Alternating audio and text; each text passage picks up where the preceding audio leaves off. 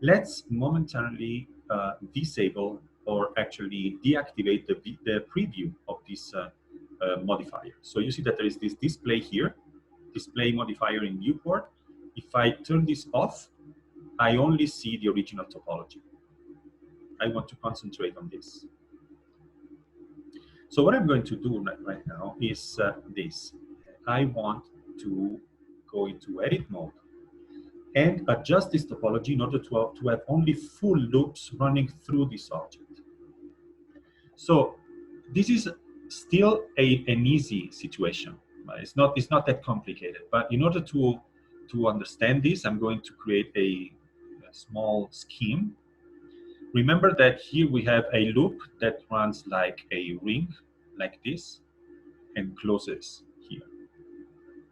And then we have two horizontal loops, one here, and another one here at the bottom, and another one here at the bottom. The solution in this case is very simple, because I can close, for example, the vertical loop by creating this kind of connection. So the loop is going to run like this. And on the other side is going to run like this. And if I do this, I can also have one single loop around the two columns that runs like this, one single ring. Okay, so this allows a better and more regular topology for our mesh, which means that we must perform some editing on this object. Okay, for example, we could get rid of all the polygons that we have here on top and at the bottom, because they are very easy to create. So I can select, for example, the vertices.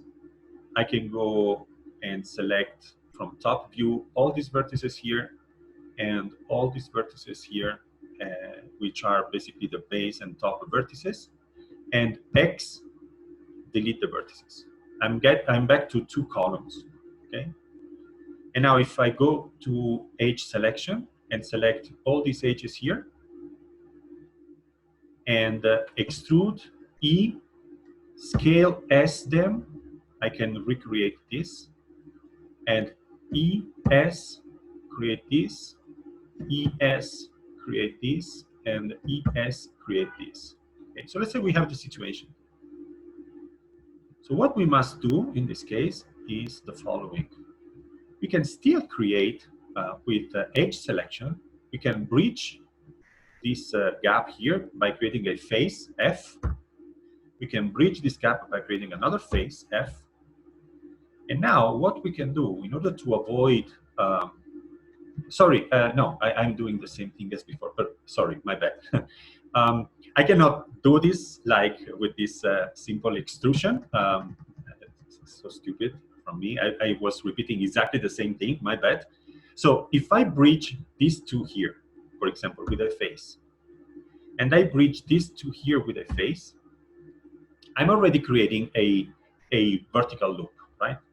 So everything works perfectly with this. And now, what if, for example, we take these edges here and extrude scale them,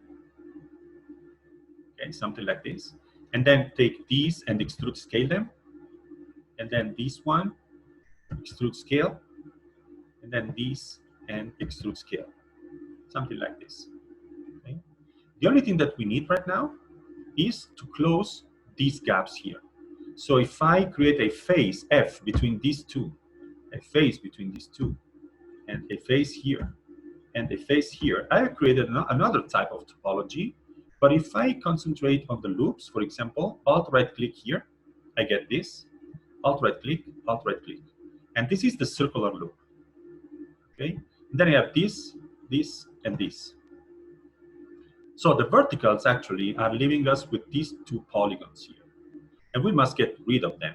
You see that we are not still finding the right solution. Okay, so how can we get rid of this topology? Because this is actually not solving the problem. We need to start creating diagonal connections. Okay, so let's see how we can do this.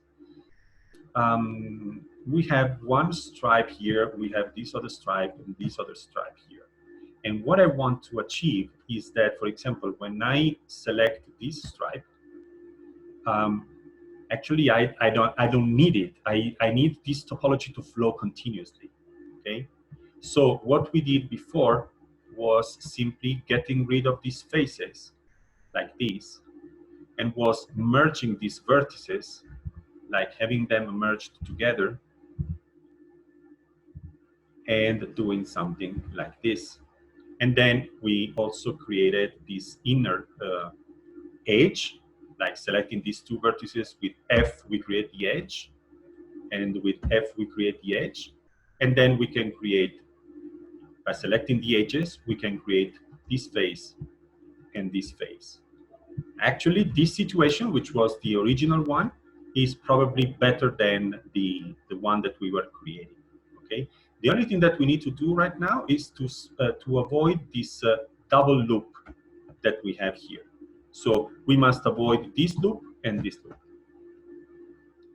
How can we do this? In order to adjust the topology, you must think in terms of how these loops can flow along the surfaces, along these meshes. It's better to work with by displaying the modifier and also applying the modifier in the edit mode. So everything here must be turned on in order for you to understand clearly what you are going to do. So here, for example, let's also add another loop here all around. So I'm going to edge selection mode, select all the surrounding edges here, and extrude scale them. So we have a wider base, and also here at the top,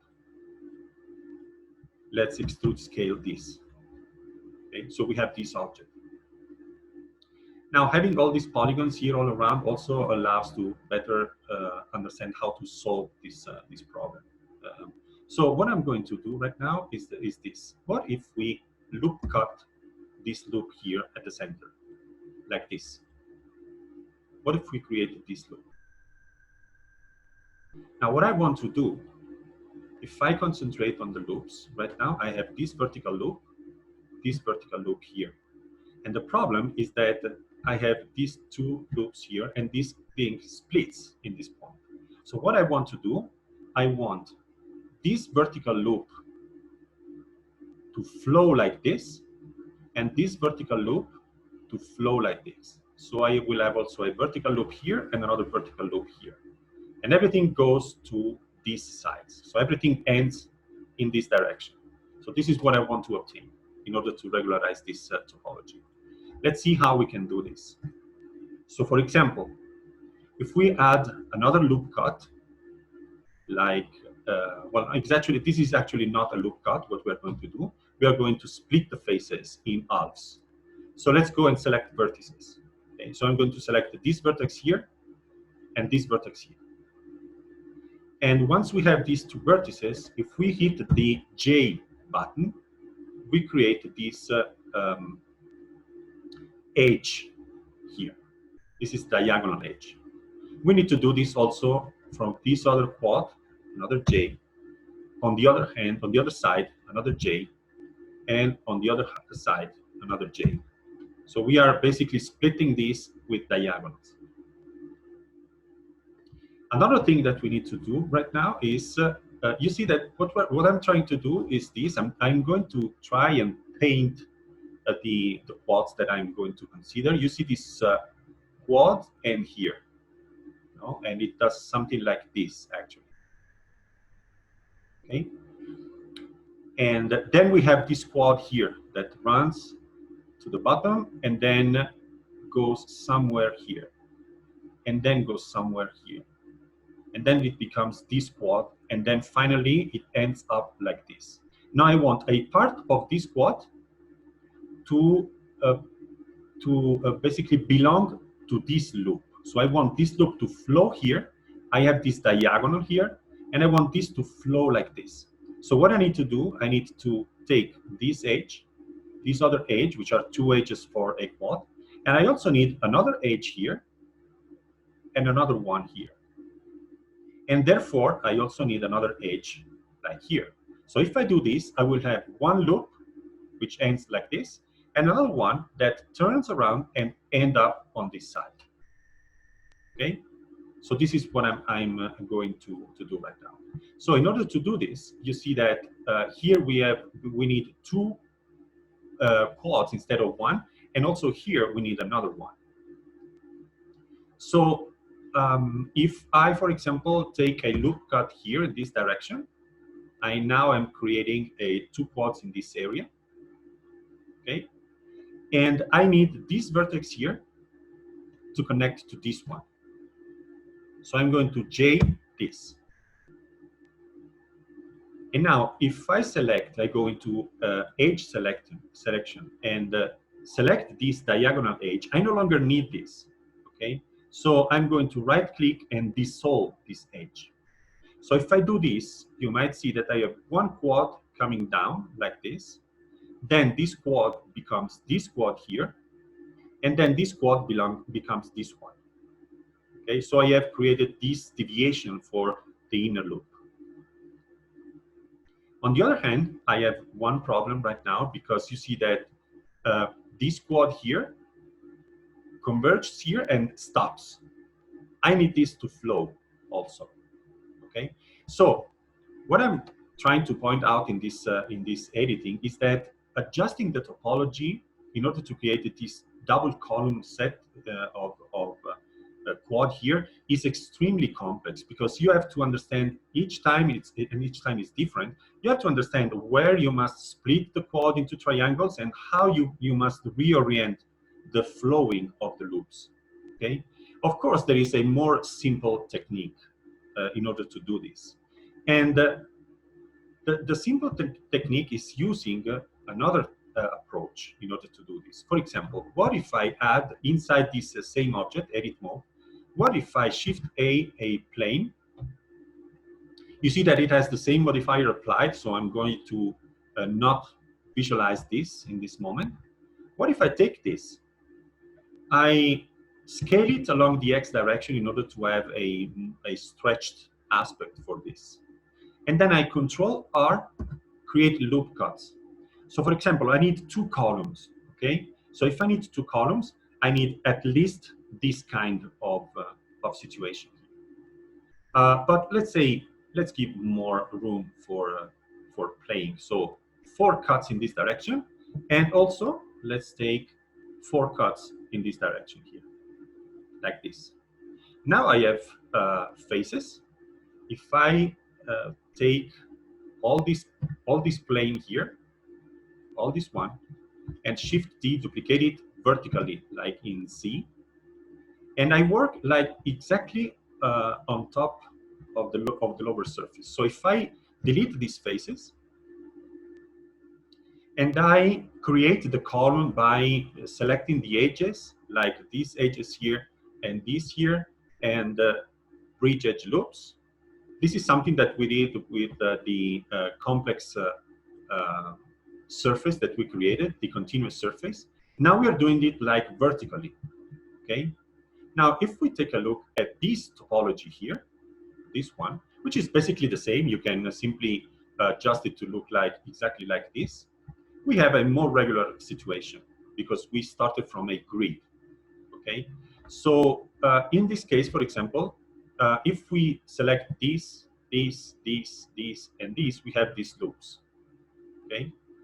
On the other hand, we have this loop and this loop. The problem that we have lies only in this polygon here, and in this one, and in this one, because you see that the polygons that are out of these loops are these 4 vertical, 1, 2, 3, and 4. Now this is easier to adjust. Okay, let's take a look and see how we can adjust this.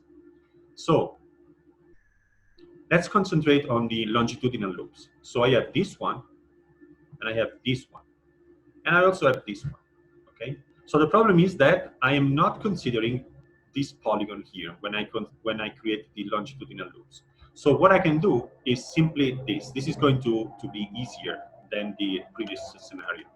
So I'm going to switch to vertex, okay, like this. I'm going to split this polygon here into two by creating a loop cut, Control R, like this. And what I want to achieve, which is going to be easier, is that this loop here goes like this. And then this other loop goes like this, and then goes like this, and another time goes down and flows. Okay, so this is what I'm going to obtain, and you will see that it's going to be easier. So I need to split this into with a triangle. So J and J, I am preparing the turn, you see, with this diagonal. And then what I need to do is take the edges like this one, this one, this one, and this one as well, and dissolve them. So take a look at what happens right now when I do this. Of course, I must also dissolve this because there is no longer an edge here. So this one and this one as well, I'm going to dissolve them. Now, what happens if I try to select the loops? You see that this loop starts from here and climbs and includes this quad here, while this one is still including the actual side of the column. And on the other hand, I have this loop that climbs in this column. And then I have a straight loop here that covers this side. So I have 1 and 2 and 3 loops that flow all along this side of this structure. If I repeat the same thing here, so Control R, and create a bridge, a loop cut here, vertex selection, select these two vertices and J, select these two vertices and J, and then take the edges and get rid of these, and these, dissolve them. Now I am creating another type of situation where you see that this loop goes like this. And then I have this, and this, and this. So I am already covering all this side of the structure. Of course, this method must be applied to the whole mesh. So the other side, I go here, Control R, go here, Control R, switch to vertices, create these diagonals, J, create this diagonal, J, and this one, and this one. Switch to edges and get rid of all the edges that are splitting my quads. Okay, so for example, all of these things here, dissolve edges. And I must repeat the same on top. Okay. Oh, by the way, you see that we still have a crease here, a sharp connection. So once again, we must go into edit mode, select all of these things, go into mesh and mesh normals and recalculate outside. So everything looks perfectly smooth. Okay. So once we have this, we go once again in vertex selection, create our J, our interior diagonal edges, like here, J, and J on this side, and also on the other side, like this, and like this, and like this, and this. Okay? And now let's get rid of the redundant edges that we don't want anymore. So it's going to be this.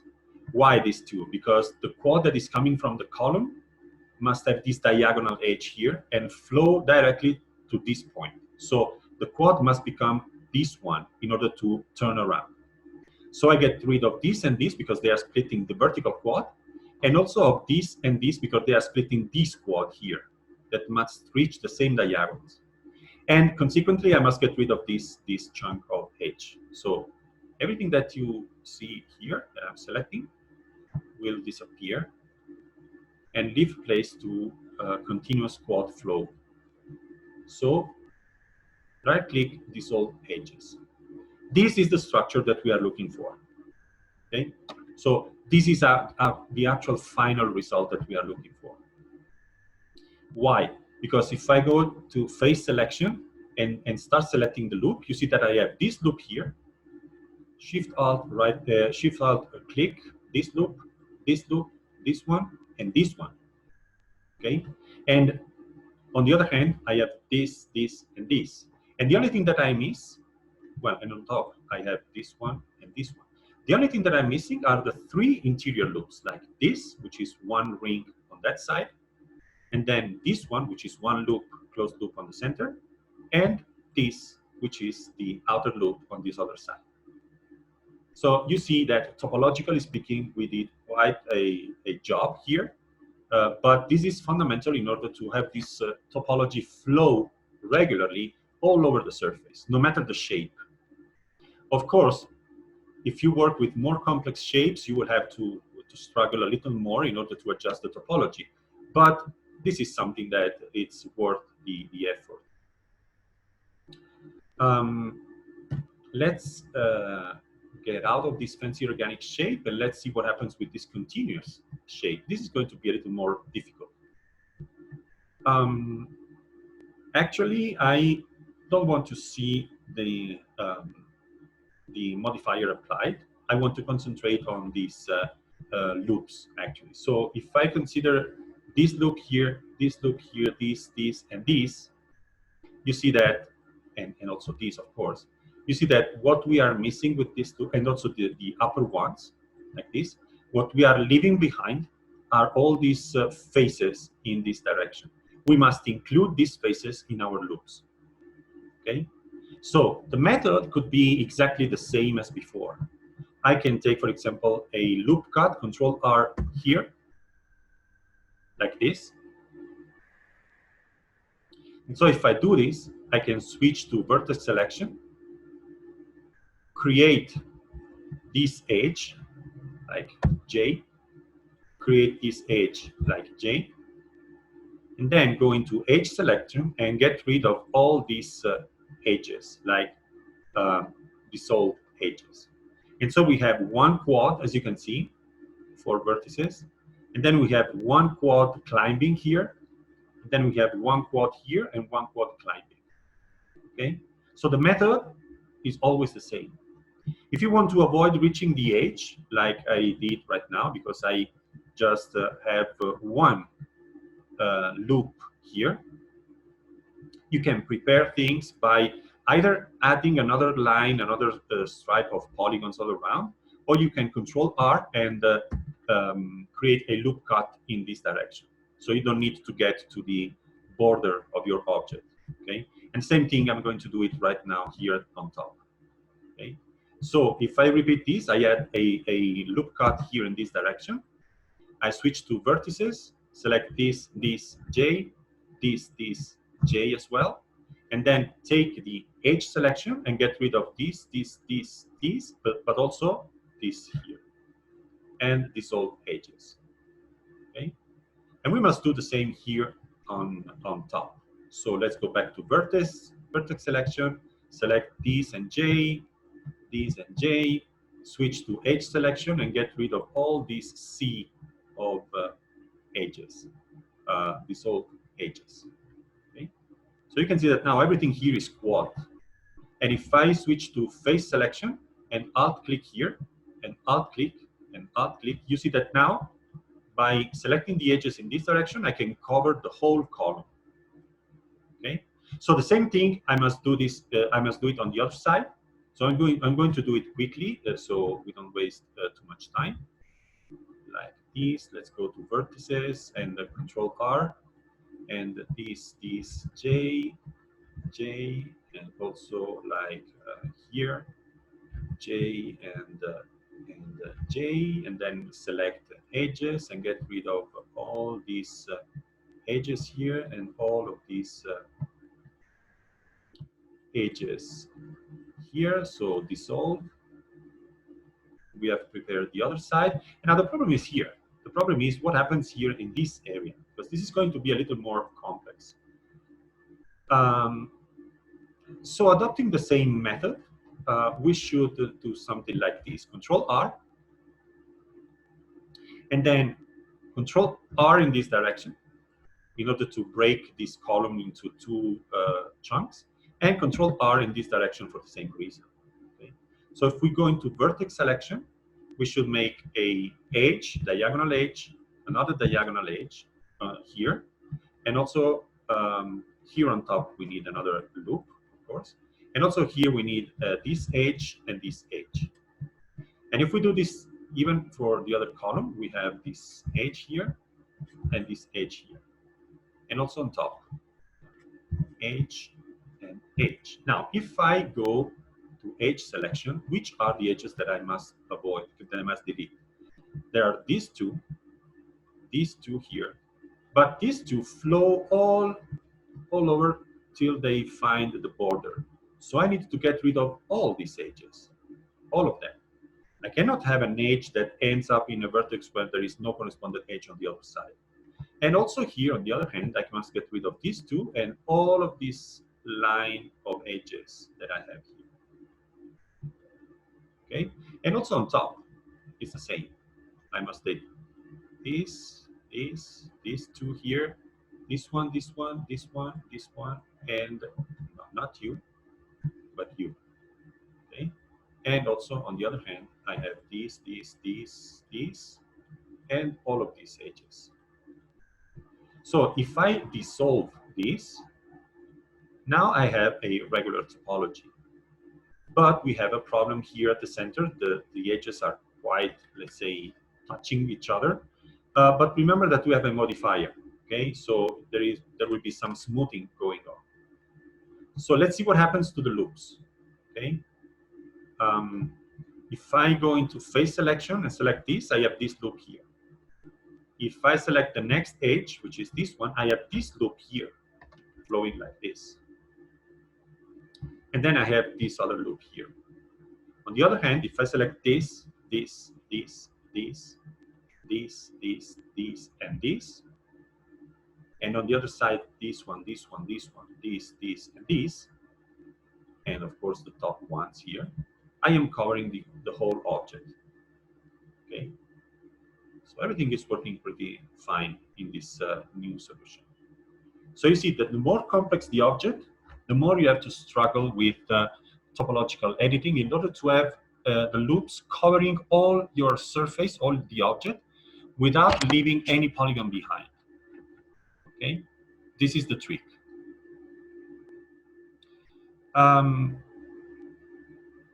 On the other hand, you see that if we have this one, we are selecting now the horizontal loops, okay, like this, and like this on top. And then we have the horizontal here, which are the height of the column. So everything works perfectly. Okay, so this is a good topology for this object. Once you have this prepared, you can increase the amount of subdivision however you want.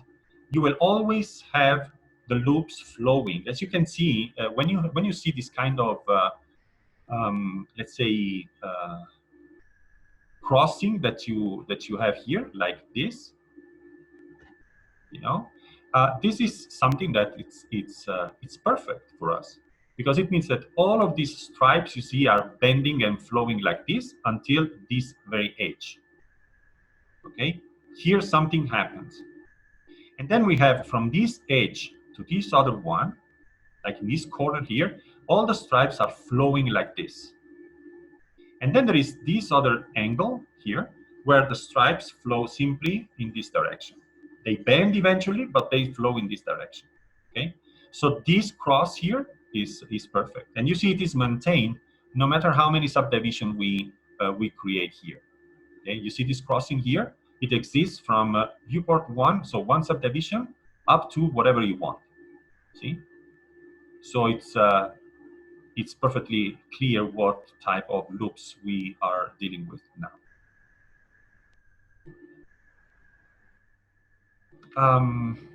I know these things sound a little bit tricky, and it's a little bit complex initially to identify the polygons that you have to split with diagonals in order to create the turns for your topology. This is absolutely normal. The only thing that you can do in order to better understand is try yourself with different topologies, with different objects. That's the only thing that you can do in order to become. I don't mean to be let's say mean actually, but in order to acquire some experience with this kind of editing, you need just to practice and practice, because each mesh is a totally different case, and so you must come up with a strategy for every single object that you want to adjust. Now, why are we working in order to perform this kind of adjustments on our meshes? Okay, so remember that in this case, for example, let me take this one here, which is the bad, the wrong one. Let's move it away. And let's concentrate only on the good one, which is this one. Okay, so this is the good topology. Why are we doing this? Why are we, well, no, actually, let's get rid of the wrong mesh. Okay, so I don't need it anymore. Because this is going to affect the rest of the process. Okay, why are we struggling to do this? What's the reason why we're doing this? So in order to understand why, I will move them to in the y direction, so gy,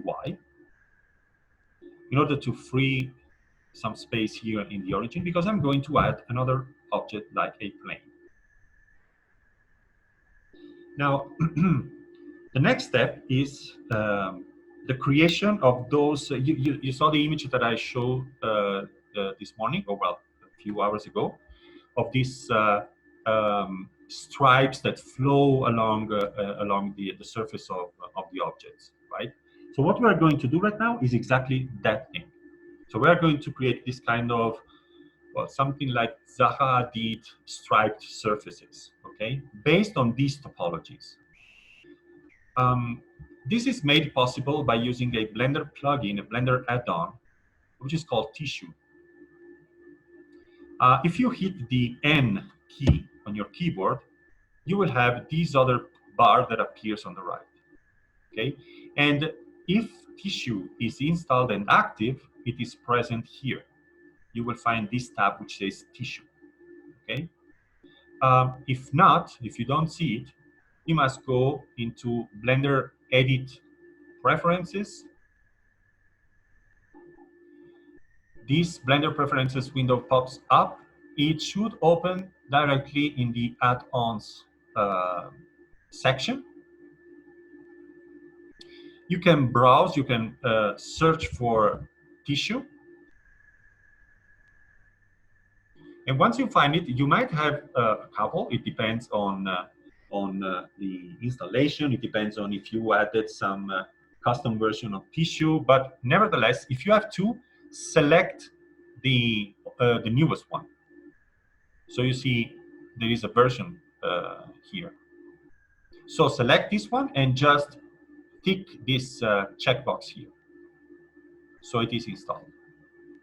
And if you also get this message here, Number module not installed, installing Number will make Tissue faster. You just click on Install Number, and you must be connected to the internet, but we are already connected to the internet. So you just click on this, and in a few seconds, normally, the Number add-on is installed, and it should make, you see, Number module installed correctly.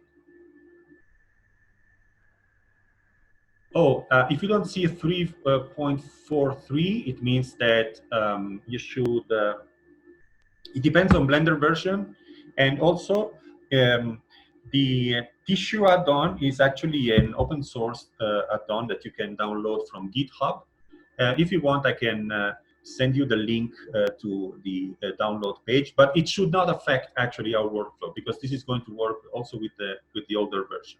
Okay, so for now, you can simply install the available version.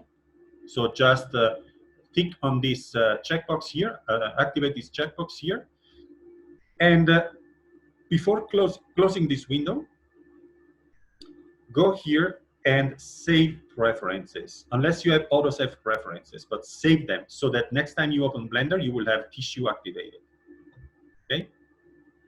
And so once you do this, if you go into the N toolbar, which is this on the right, you will find Tissue. Okay.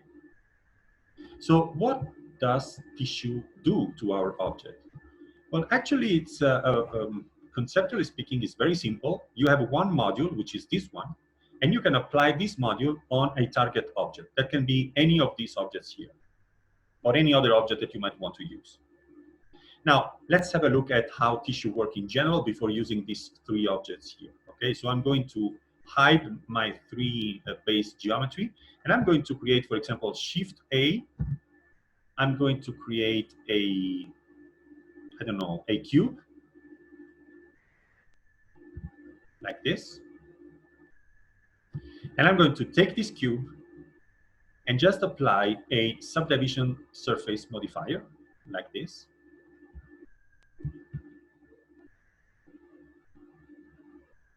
Deactivate the optimal display, so I see all the polygons that are part of this smoothened cube. You see that these are the faces actually. I can also apply a couple of passes, so we get this kind of ball, which is not a sphere actually. It's not exactly spherical. It's a cube with some smoothing going on. Okay. So what I want to do, I want to create a module that I want to apply on top of this object. Okay. So let's go into Z solid view. And my module is going to be something based on this simple plane mesh. But if I go into edit mode, like tab, I can do some things on this object. For example, what if I select face, hit the I button so I get an inset like this. And once I have this geometry here, I X the center face, so I delete the center face, and I only remain with this frame here. And then I select everything with A, select all, which are faces actually, and I extrude them, like to give thickness to this object. Okay? So now my original plane has become a solid thick frame. Okay? What I want to do, I want to apply this object here on this mesh. And what is going to happen is that this module will be applied on top of each of the mesh faces. Okay? So how does this work? You select first the module, then select with shift, you select the target mesh. In Blender, when you have multiple objects selected, there is always one which is a bright orange and the other one are somehow like dark orange. The bright orange is the active object. So the target surface must be the active object. So select it as the last object. So first the module and then the target object. And you just go into tissue tab and hit tessellate. These are the settings for tessellating. Okay, let's leave them like they are right now. Just hit OK. Okay, and we get this. Now, this ball that we have here, remember that it is actually a cube. Okay, and then we apply the modifier, which is a subdivision surface with 2 steps of subdivision with cut and flat, which produce this kind of smoothing. But this is a cube with 6 faces. So that's why when we first run tissue and we tessellate this object, we get this. So let's move this also GX and move it like here. Okay. So actually tissue is considering the original geometry, the one that we see when we go to edit mode, which is this one. And you see that this object is being applied to each face of the cube. Okay. But I want this object to be applied to the modified object. And so if I select this object here, which is the result of the tissue application, and I go here in this other section, which is object data properties. Okay. Here, towards the bottom, I find tessellate settings. Tessellate was the tissue operation that we performed, and these are the same settings that we saw here when creating the tessellation. And what we want to do is we want to tell tissue that when it uses this cube here, we want to take into account the modifiers that are applied to this cube. And so if you see, the base object here is the cube, and there is a range here, which means generator modifiers. If you want to use modifiers, you have to turn on this option. So if I click on this button, you see that now each module, each frame is being applied to each of the faces resulting from the modifier application. And we start to get this thing. Okay? And as it depends on the modifier that's applied to this object, if I select the cube once again, and I go into these modifier properties, I still have the modifier. So if I decrease the amount of subdivision, I can always go back to the target object of the tessellation, go back into the object data properties, and refresh. So everything is non-destructive. You can always go back and forth between modules and settings and so on. So if I change something in this geometry here, I can refresh the tessellation and everything will update here in the target object. Okay. What happens, and in this case, for example, I'm using a module, which is this frame here, which has no orientation. So it is irrelevant in terms of U and V, it is perfectly identical, right? So there is no orientation for this geometry. And we have a topology with some UV topological problems, because if I go here well, actually, if I go here and take a look at this from the modifier point of view, if you see that if I select this face here, the loop is basically running in circle along one face of the original cube. No, it's this one, or it's this one. You know? So if I try to select loops, eventually what the maximum that I can get is two closed loop all around the cube in this direction and this direction. But then I leave behind all this face and all this face. So this is not a good topology for our workflow. What happens, in fact, if I use an oriented module? What happens, in fact, if I Shift A, add another plane, move it a little along the X so that it doesn't overlay with the original module. And then I take this, go into edit mode, Control R, and do something like, I don't know, something like this, 4 cuts. So if I have 4 cuts, it means that I can delete this face and this face. So X, delete faces. So this is going to be my model. Okay? I'm not going to give thickness to this because it's irrelevant. The important thing is that it's oriented in one direction. Okay? So go back to object mode, select first the module and second the base object, tessellate. I want to use the modifier for the cube. Now that we know what's the meaning of this, we can simply activate it by default and hit OK. And here we have these stripes applied to this object. But if we take a look at this, the stripes flow in one direction. Where is it possible? You know, these horizontal loops. But then, as these polygons are not, let's say, flowing continuously in terms of UV loops, then you have this different orientation for these stripes. This is what we want to avoid. That's why we have worked so hard in order to create a continuous loops on our surfaces. Okay. So that's the reason why we don't want this kind of situation where you have some collisions between these two directions. We want the direction of the loops to flow continuously all over the surface, no matter what. Okay. So this is our problem. Now, let's see, for example, what happens. I'm going to get rid of the sphere or cube and its tessellations. So X, delete. And I'm going to concentrate on these two modules here. Okay. Let's recover our column, which is this one. Now, if I use a non-oriented module, it's absolutely irrelevant if the topology of the base object is good or bad, because this is actually covering all the faces, no matter the shape and the connection and the loops that we have. So there is no reason for taking care of the loops if you are going to work with this kind of module here, non-oriented.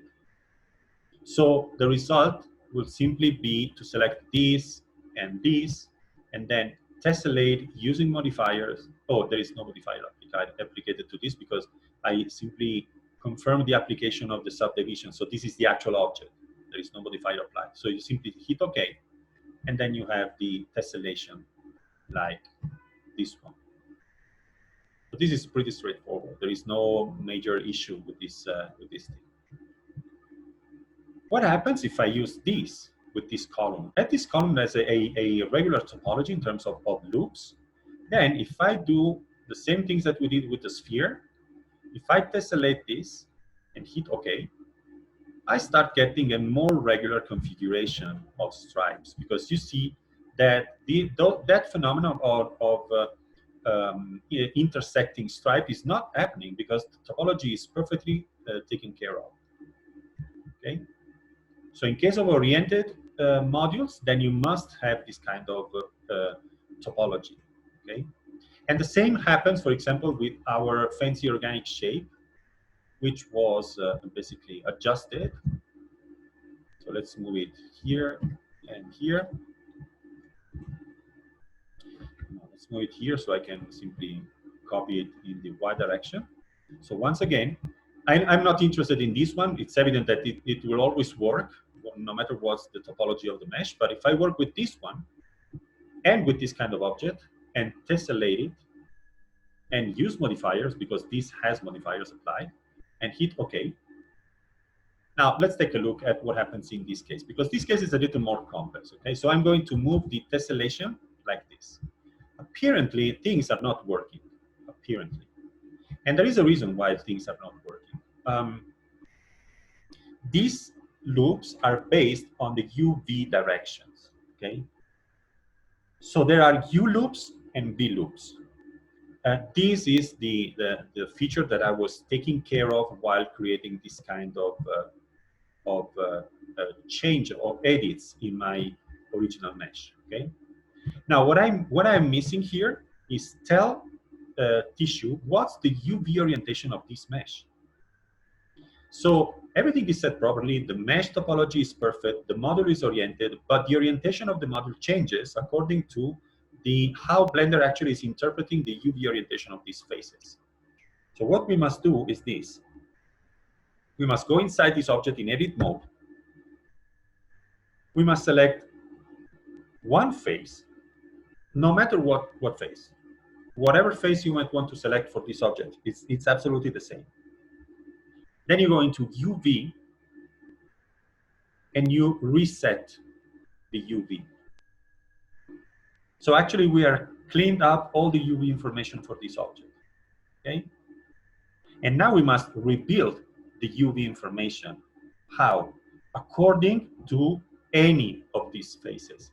If I have this thing selected right now and I hit A, I am also selecting the rest of the polygons. But the active element stays this one. And now I go back into UV and click the option like follow active quads.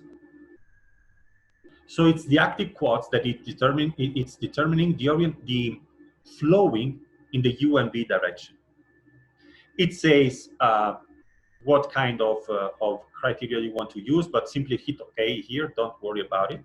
So now the UV has been adjusted according to this polygon. As this polygon belongs to a topology that we have made totally regular, then we have a regular flowing of the U and V loops. Okay, so that's the meaning of this operation. We are going to repeat it because it's somehow a little abstract. So if I go to the tessellation result right now and go into the object data properties and hit refresh, the module should align. No, it is not aligned. So let's go back here and see what happens here in terms of orientation. But this is strange actually, because did I do this properly? Let's select this face here, UV reset, and then select all the faces and UV follow active quads. Okay, like this, and then go back to this object and refresh it. It's not working. So we must understand what happens here. Oh, yeah, I know what happens. I must tell tissue or its settings that the orientation of the module, once it's applied to these faces, must follow the UV orientation of the base object. Okay, so if you go here in the tessellate settings and you go here down, down, down, down, you will see that there is a rotation menu. And you see that rotation is now default. I don't want it to be default. I want it to be dependent from the active UV. Now we're talking, you see? So as we set the UV for this object properly, the topology is properly set, the UV is properly set. So now we can tell tissue to follow the active UV from the base object. Okay.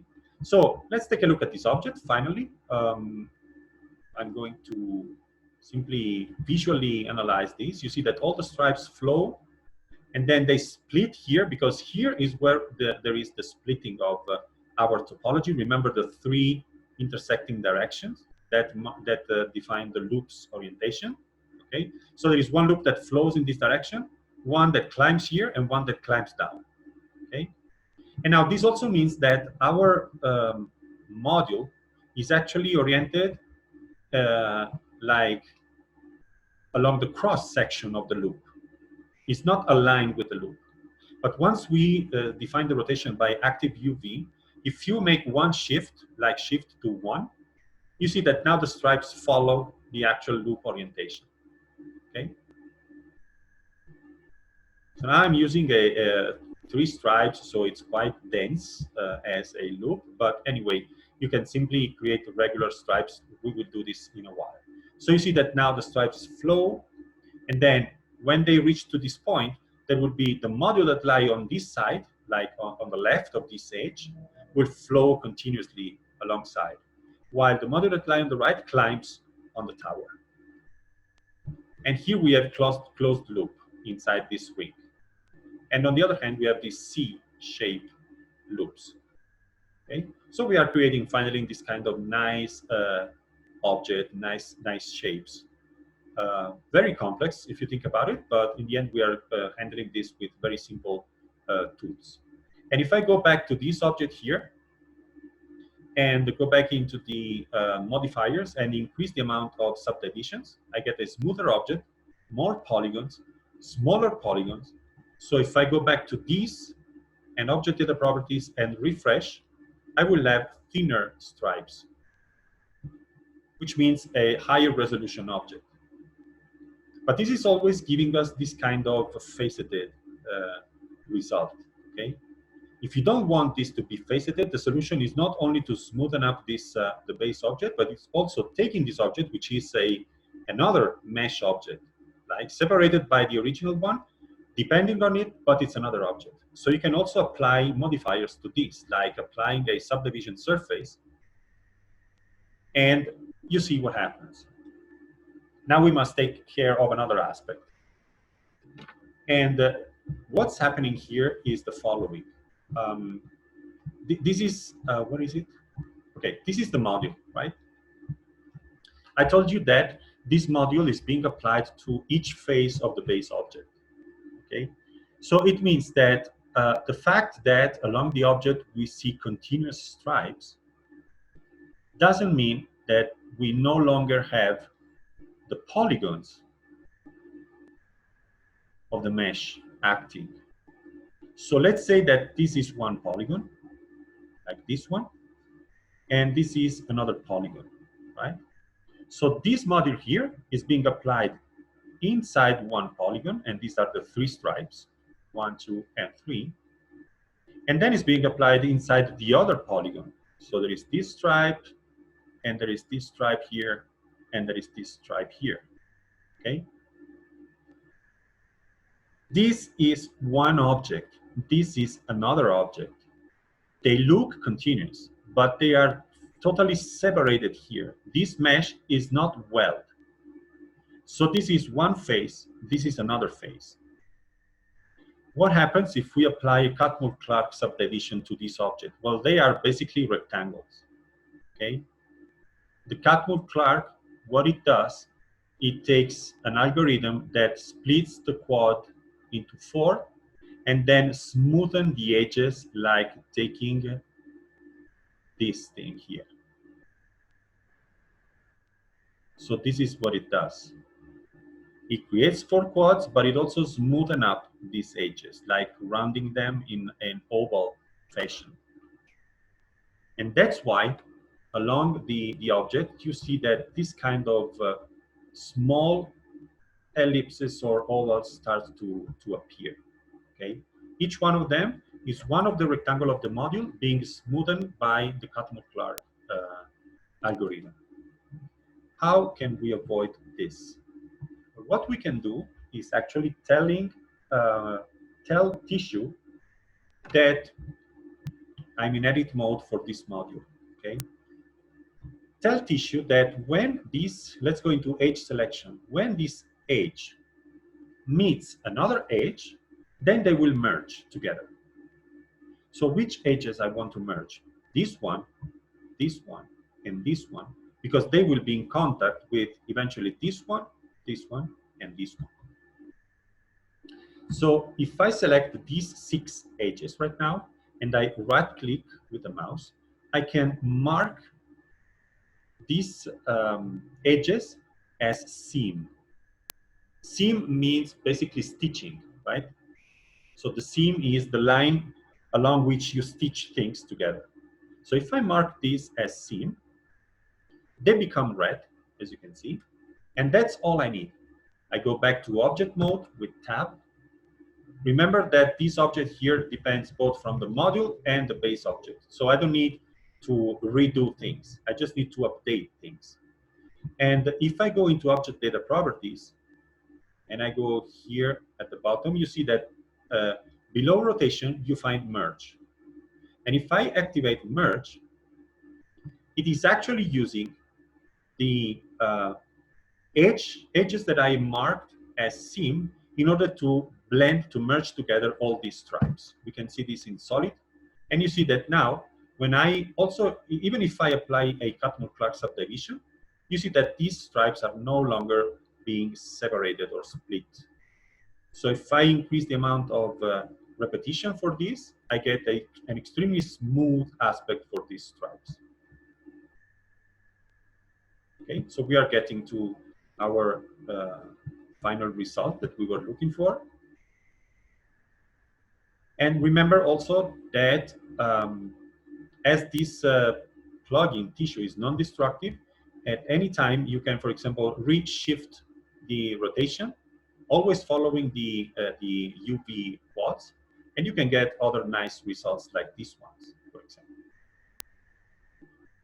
So the trick is take care of the topology and prepare the module in order to avoid like undesired, unwanted separations, and just run tissue to create this tessellation here.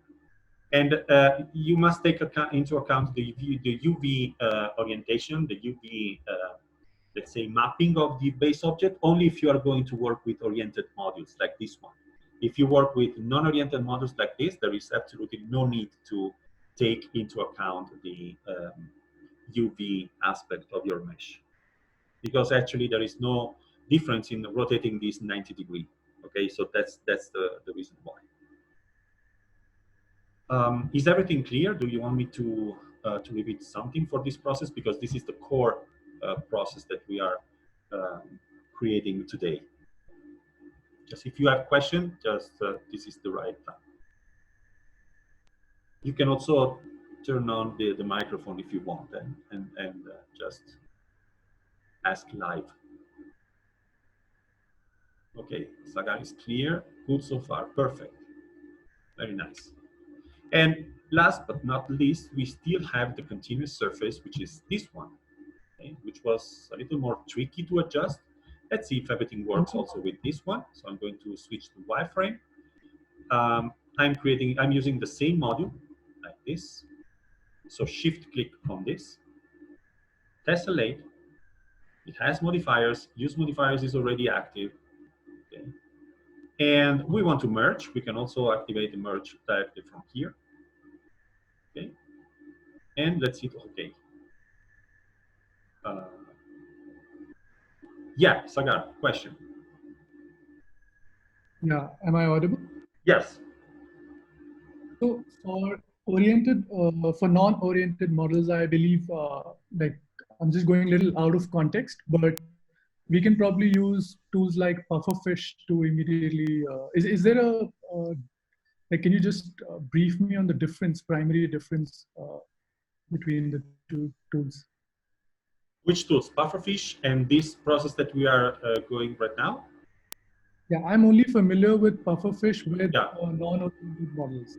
Well, actually, Uh, the main reason why I would use this method here in this very moment is because in this case with tissue I can take into account, for example, as I was telling you today when we connected, we can take into account the stress information or structural information that comes from an analysis that we run in Grasshopper and derive, for example, thickness of this element according to that information.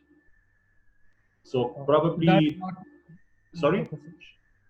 That is not possible through pufferfish. Well, it's not like that. Not like with this type of control that we are going to do right now. Okay. Mhm. So this is probably the main reason. Pufferfish is an extraordinary plugin. I really love it, and but in this process, what I wanted to achieve was a control over the structural behavior of the fibers. And so I needed to take into account the structural information coming from any plugin that you might want to use, be it, I don't know, Millipede or Caramba 3D, whatever. The important thing is to have stress lines along the surface. And once you have them, you can use them in order to bring that information inside the base mesh that we are using. For example, this one. Okay, but we will see this later. Got it. Um, so this is actually what we obtain. Remember that when you see this kind of let's say misalignment or weird orientation for your module, most likely it depends on the lack of orientation or UV adjustment of the base object.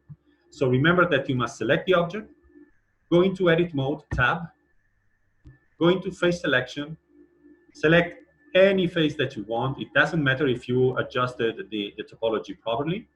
So select any polygon, go into UV, and first reset the UV. Then hit A for selecting all the polygon, go back into UV and follow active quads. Hit OK. And now you have a different UV orientation for all these polygons here.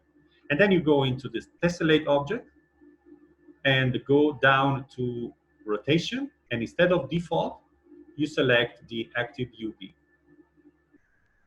And so if everything is set properly, you should have these stripes flowing without any interruption all over the surface, as you can see.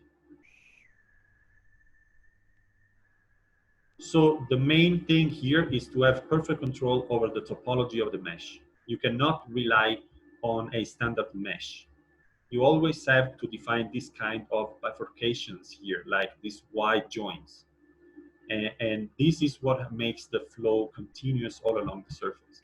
Now we are using a module with 3 stripes, okay? But for example, if you want a more regular separation or thickness between these stripes, then you can add another plane. Let's move it like here. And then we can go into edit mode, Control R to create loop cuts.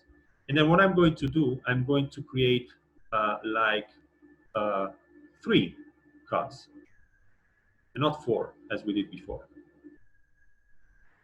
And now in this object, what I'm going to do, I'm going to select faces and get rid of these 2 inner faces, X faces. So in this case, what happens is that as this module is going to be applied inside each face, we will have half face will be empty and 1/4 will blend with the other quarter from the adjacent face. So we have an even separation with respect to the thickness of the stripes. Okay? And so you simply go into the tessellation object and you say that the component, which is actually the module, instead of being plane 001, is going to be this one, which is plane 002. Okay? So let's go here. Let's go in this list and switch to plane 002. And this is actually changing the stripes. You see that they are more evenly distributed. When the separation or the thickness becomes less or they become narrower, it means that the surface, the topology is not even. So you will have smaller polygons or wider polygon. You know that this is what's determining this kind of variation for the thickness. But the module itself is more regular right now. And you can also take this and apply some subdivision surface modifier in order to have a, let's say, smoother aspect for these things here. And also remember that you always have the possibility to change the rotation by shifting the orientation of these stripes.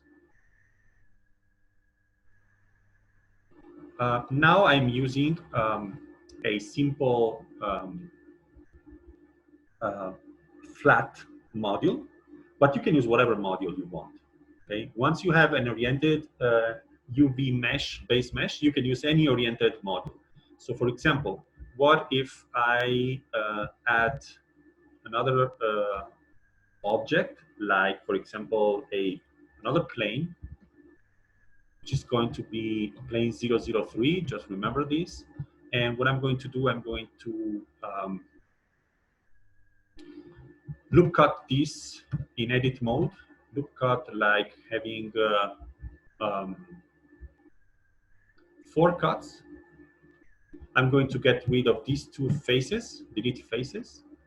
And what I'm going to do, I'm going to take these things here, and I'm going to loop cut them in the other. Oh, I have to do this before deleting the faces, or else I have to work 3 times uh, the necessary. So, for example, I want to have these 3 loops in this direction. And then I get rid, for example, of this stripe here, X faces. And what I want to do, I want to create some deformation here. Okay, so for example, I'm going to take this face and move it a little like this. And I'm going to take this face and move it a little like, but actually we need to be symmetrical. So I need to move these at the same time, like this. And I'm going to also move all of these so that it's a little more at the center of this stripe. So if I do this, and now I select, instead of plane 2, I select plane 3, I will have this kind of thing going on. So it's like some kind of complex pattern on top of this surface. Of course, in this case, you might have some separations here. Remember that we still have to define that we want some creases, some seams. So we switch to edge selection and tell Blender that we want, let's go to wireframe, we want these, and these, and these, and these to be treated like seam. And so when we go here, and we go here in the tessellation settings, we must refresh this. This separation here, actually, I think it belongs to, it depends on the fact that there is an edge here that makes it impossible to reconnect these edges. I think this is always visible if we switch to a shift. Somewhere we should have this kind of separation, like here, for example. Here, all along this edge here, you see that there is this separation, and also here, it's discontinuous somehow. In this case, probably what happens is that there is some kind of weird orientation for the polygon that we have here. But this is something that it tends to become too tricky. I would prefer to concentrate on the main workflow. Actually, this pattern is extremely complex. It's something totally, let's say, it's very difficult that we rely or use this kind of pattern. One thing that I would do eventually, instead of this kind of fancy pattern, is try to apply a pattern that makes some sense. For example, in terms of architectural design. So for example, if I want these stripes to flow in the opposite direction, like this, let's say that I want to flow along this mesh some frames and some glass or something like that, some complex module. Okay. Now, in this case, in order to avoid, let's say, very heavy calculation, I'm going to go into the base object and decrease the amount of subdivisions. Okay, so the object is not going to look like perfectly smooth because the amount of subdivision is quite low. But I am interested more in the process. Then you can increase and leave the computer calculating as much as you want. Okay, so let's concentrate on the process right now. Um, so let's say that in this case, for example, probably this module is better. The plane 002 is better than 003.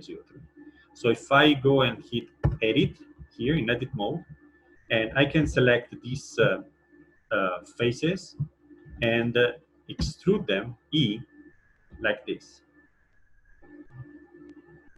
And then we can apply, for example, a loop cut, Control R. Oh, by the way, if I have this, just imagine that this module here will have another copy on its side. Okay, so we will have this box will basically stick to the next box, but we want to consider one single volume here. Okay, so and also remember that this module will also have another module here, no, another two boxes. So this face here is unnecessary. So we can go into face selection and get rid of this and this because they will have another face, coincident face. And then this and this because they are inside the global, the union box that we have here. And also on the other hand, this and this. So these faces are not necessary. So let's X faces, and this is more than enough.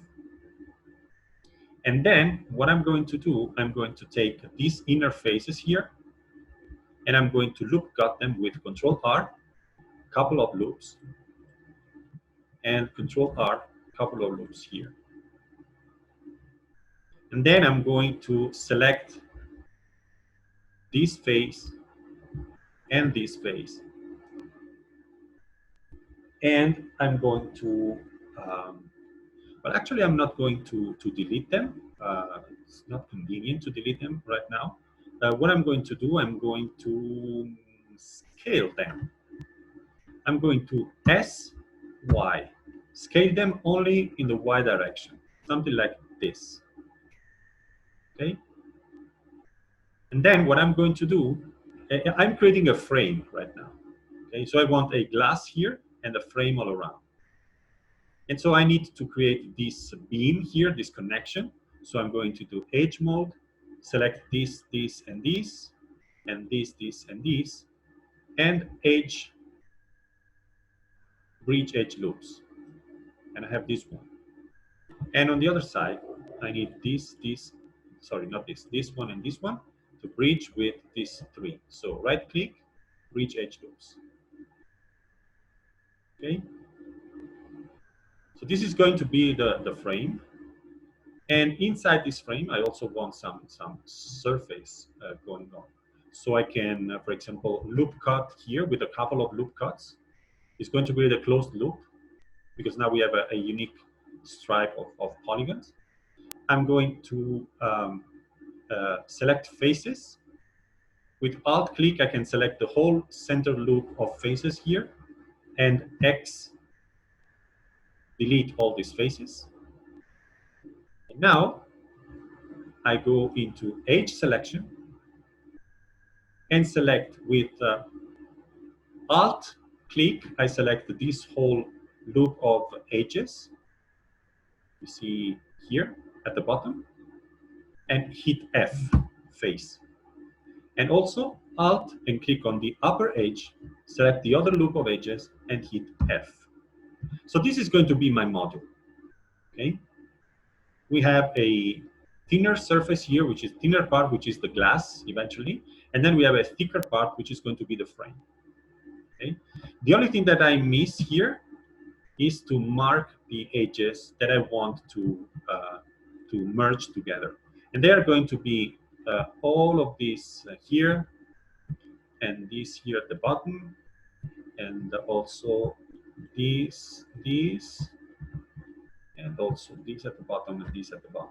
So I want them to merge with the next edge that arrives from the repetition of the model. So right click, mark scene. Okay. So this is now plane 02. It's a totally different object. And if I select this tessellation here and go and switch from plane 003 to plane 002, wait a little, and this is going to be the result. So solid. This rounding here, this smoothing that you see happens because we then applied a subdivision surface a modifier to the tessellation object. Okay, so this object has a modifier applied, but if I don't apply the modifier, I can keep elements linear like this. Of course, and those who, let's say, are into this kind of complex geometry and they build this kind of complex geometry, you might be very well aware that there is a problem with this object. They are not flat. So, for example, even if you see linear elements here, the panels, for example, the glass panels are not perfectly flat. Only those that lie in this area or this area here or this one, they are flat. But when you see this kind of curvature, you have basically some kind of hyperbolic paraboloid instead of flat surfaces. So there is some construction problems in this case. But nevertheless, the method is quite interesting, and it's worth playing around with it. But pay attention to this kind of situations. Actually, the next step that we are going uh, to to take is to create the base mesh in Grasshopper in order to use Grasshopper potential, for example, for physical simulation and structural analysis and so on. And then once we have the mesh that we want to work with in order to create the fiber system, we will bring that mesh in Blender and make this topological adjustment to that mesh, and then bring the adjusted topology and use the adjusted topology in order to run some module on top of it. And the result, so the tessellated object, will be the base for creating the fibers in Grasshopper again. Okay. Um, Everything clear until now? I really hope so.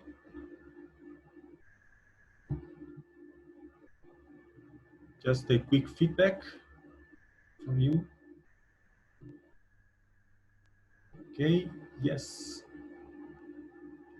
And Sagar, is everything clear for you? Can we design the mesh here in Blender and take it to Grasshopper? Yes, of course. Yes, of course. Actually, it's very simple. You can use whatever method you'd like. The easiest one is just, for example, I don't know, I'm interested in this mesh here, this double column here, and I want to bring it to Grasshopper. Well, actually, you can simply file, export, like OBJ format. Just remember to export in this interface only the selection, as you are going to export all the elements. Okay, and that's it. You just export OBJ and then you open it in Rhino and import it in Grasshopper. Just remember that it's going to be a mesh object. I might have difficulties while actually modeling it myself.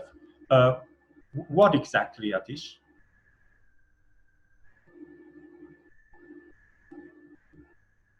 Modeling what? This kind of objects here? Yes, yeah, I clearly understand. That's why I was saying that this is just a matter of experience. Okay, maybe let's see. Let's see if I can just in order to start playing.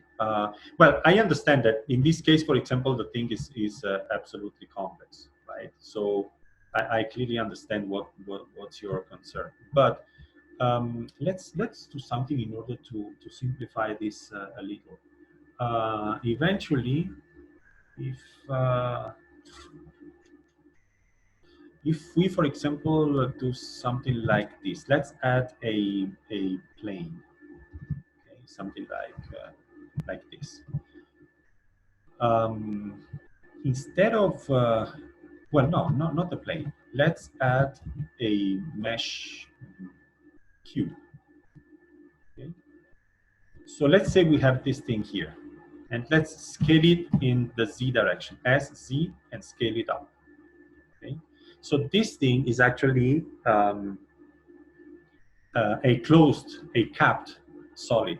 But if I go into edit mode and select faces, the upper face and the lower face, and get rid of them, X faces. Okay. Now this object is only made up of vertical loops, which are made by one polygon, each one, 4 vertical loops, and one horizontal loop made up of 4 polygons, right? Um, If you work by extruding things, then you might get to a easier control over the situation. Um, so, for example, let's see how we can do this easily. Um, hmm. No, I want to explain it to you in another way. Sorry. Maybe it's going to be clearer if we explain it like this. I'm going to add a plane actually, and I'm going to move it like here, scale it up. And you saw that we can add a subdivision modifier with simple subdivisions without smoothing, basically, in order to have as many divisions as we want, like this many subdivisions. Okay. If we go into edit mode, we have this problem. Um, uh, sorry, what happens? This is object mode. Oh, yeah, we must apply the modifier. Okay, so if we go in edit mode, we have this thing here. So each of this thing is a loop in this direction, but each polygon also belongs to a loop in the other direction. Okay, so we want one polygon to belong either to one loop or to the other one. And as we have a regular grid of polygons in this case, this is basically impossible. Okay, because two loop line will always be intersecting like this, and so one polygon would belong to both of them. How can we avoid this?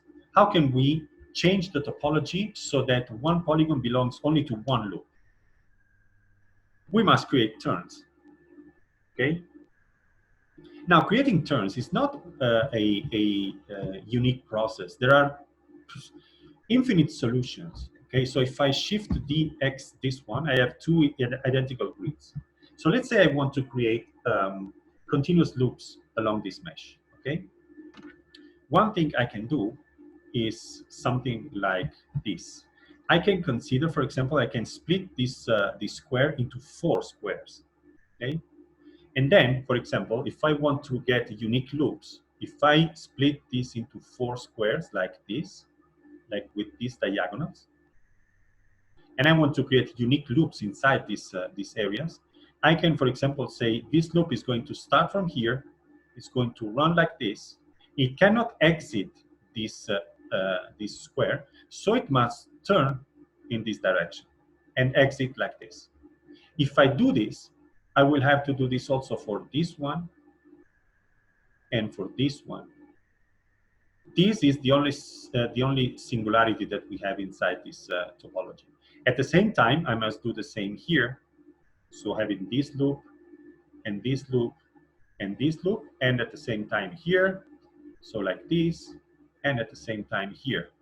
Now this is just one solution, okay? Because, for example, I could also decide that my loops do something like, I don't know, something like this, and they turn again here.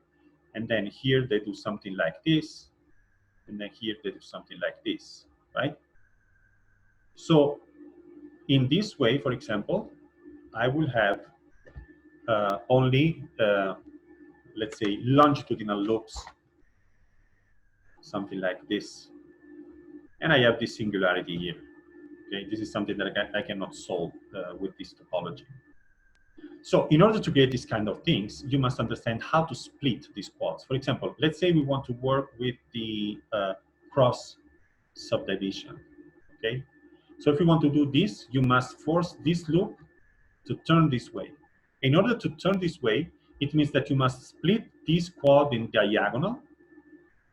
Okay, at first you will get two triangles, which are these, but we don't need triangles, we want quads. And so in order to get back to quads, you must take this edge, and this as a unique edge plus this one. So this is going to be a quad. And on the other hand, this is going to be the other quad. In order to get to this, you must add this diagonal and delete this one and this one, which is what we were doing in our complex objects. Create a diagonal and get rid of the useless edges that are splitting your quads into triangles. Okay? And you must do this all around the center of this shape. So you will have one quad and one quad, you will have another quad here and another quad here, and you will have another quad here and another quad here on the other side. So this is going to be the topology at the center of this object. Of course, you have to do the same here. And so the problem is that if you split this into triangles, your next quad is going to be this one. And on the other side, or well, on the other direction is going to be this one. So now we have a problem because here we have an edge here, but here we cannot have the same edge. This is absolutely unnecessary. If we don't have this, we cannot have this. And so if our quads here is this one, then this one must become like this, stretches down to this level. But we also have this other one. So the final quad is going to be this. So the final topology for our mesh, if we consider this, let me get rid of all these lines, is going to be this line here, running down to here, and we will have a diagonal edge, another diagonal edge, and another diagonal edge. This is going to be the smallest quad in our thing, and then we are going to have also this. So the quads are going to be these. And on the other side, you will have this quad here, and this quad here, and this quad here. Okay, so we are changing the topology completely. We no longer have any of these edges because we cannot have them. We can only have this kind of topology if we want to do a symmetrical cross topology for this square mesh. So is it clear how you must proceed in order to make these this topology adjust to your needs? So for example, let's say we want a zigzag, right? So in order to create a zigzag, I must, for example, let's say I am considering this stripe here, getting up, and then I want to turn it like this, and then I want to proceed in this direction. So I want this to be one loop and end like this. We need a diagonal connection here and a diagonal connection here, you know, so this knows in which direction it must turn, right? So if we do this, we need this edge, we have this edge here, this one, and this one. This is going to be a quad. On the other hand, this is going to be the other quad, and this is going to be another quad, and this is going to be another quad. Problem is, and here you can also maintain your original faces, right? But the problem is that if you do this once in one point of your mesh, this has consequences all over the mesh. Okay, so for example, if I imagine to keep all the quads, the original quads here, I have a problem because this edge cannot exist because there is no edge along the same direction. So this must disappear. So at least you need a rectangular quad here, as well as here. So it has consequences all over the mesh, this process. Okay, and eventually everything becomes more complex, because if you want to expand this, in this case, you need to have a quad like this. So this edge disappears like this. It means this edge can no longer exist. So you have this quad in this diagonal. And also here on the other side, you must have this diagonal here. So your quad is going to be this one. So you see that once you define one, once you take one decision in one part of the mesh, it affects the whole mesh and you have to adjust everything. Okay? So there is no easy way to do this. It's absolutely, let's say, hard work. Okay, you cannot avoid it. You cannot skip it.